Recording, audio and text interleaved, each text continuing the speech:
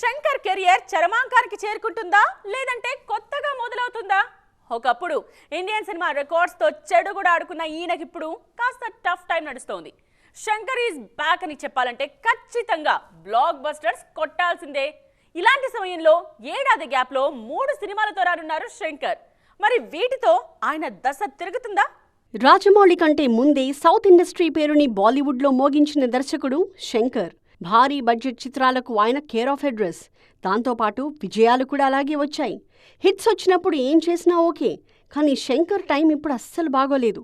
Robo తర్వాత ఆయనకు success లేదు.